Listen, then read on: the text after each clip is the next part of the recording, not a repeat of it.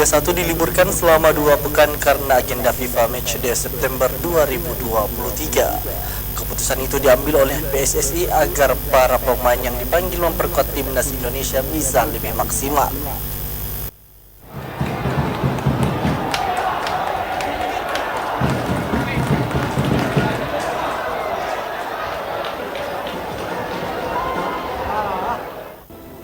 Jeda kompetisi Liga 1 untuk agenda FIFA Matchday membuat klub-klub Liga 1 libur sementara.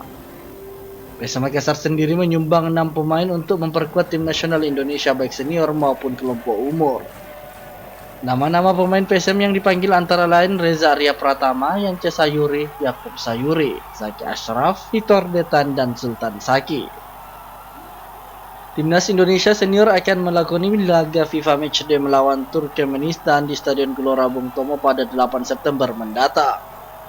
Kemudian Timnas Indonesia U23 tengah persiapan untuk Piala Asia U23 yang akan berlangsung di Qatar pada 2024. Lalu ada agenda Timnas Indonesia U17 yang tengah mematangkan persiapan jelang Piala Dunia U17 yang akan berlangsung pada 10 November sampai 2 Desember di Indonesia.